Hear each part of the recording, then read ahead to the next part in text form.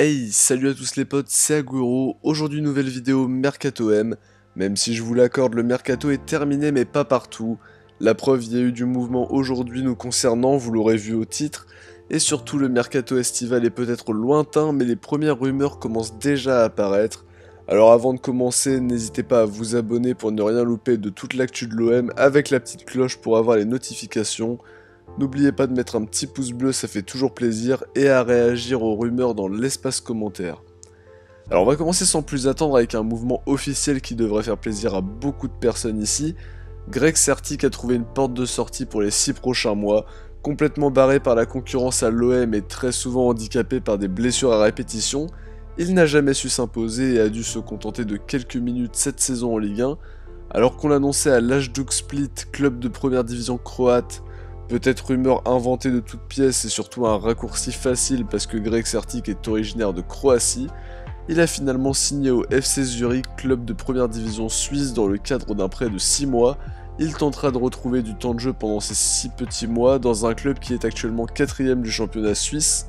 L'OM sera heureux d'économiser un gros salaire comme je l'avais annoncé dans une précédente vidéo il n'y a pas si longtemps que ça. Par contre, on ne sait pas qui prend en charge le salaire entièrement. Peut-être que l'OM prend une partie, peut-être que Zurich prend la totalité du salaire en charge pendant ces 6 mois. On n'en sait pas beaucoup plus. Et a priori, aucune option d'achat n'a été insérée dans le contrat. Alors c'est le but, je pense que c'est de le remettre en forme pour qu'il parte d'ici quelques temps, dès le mercato d'été quoi. Également, je vous annonçais pendant le mercato hivernal que le FC Séville avait des vues sur Max Lopez. Mais l'approche aurait été bien plus concrète que ça selon l'équipe. Le club andalou aurait même contacté directement l'OM pour acheter le milieu de terrain et se serait heurté au refus clair et net d'Andoni Zubizarreta qui a même fait savoir que Maxime Lopez était intransférable. Alors si Lopez continue sur sa lancée, il risque d'attirer beaucoup plus de convoitises encore et son cas risque d'agiter le mercato estival.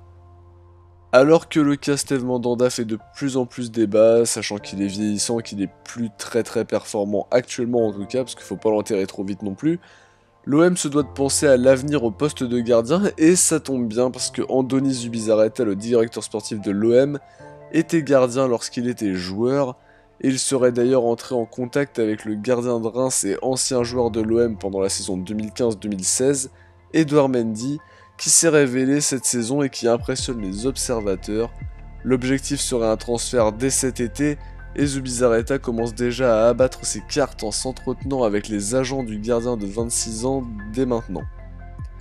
La dernière information était déjà sortie dans les médias il y a peu de temps mais je n'avais pas eu l'occasion d'en parler avec vous, mais des observateurs du Milan AC ont été envoyés par le club rossoneri dans le but de superviser Boubacar Kamara d'une part et Florian Thauvin d'autre part.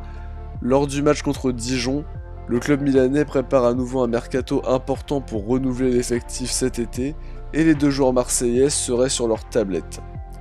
Pour Kamara, il est vraiment très convoité, après à voir si les rumeurs sont fondées ou non, mais selon Calcio Mercato, Chelsea, Arsenal et le Borussia Dortmund, bien connu pour son intérêt pour les joueurs prometteurs, pour faire des plus-values par la suite et en attendant les faire jouer et renforcer l'équipe par ce biais-là, mais aussi pour pouvoir remplir les caisses après.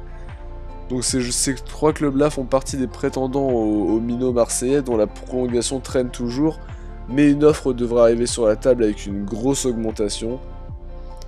Donc ça devrait très vite, je pense, aboutir, parce qu'en plus Boubacar Kamara a dit qu'il savait pas de quoi l'avenir était fait, mais que son but à lui c'est de rester le plus longtemps possible dans son club formateur.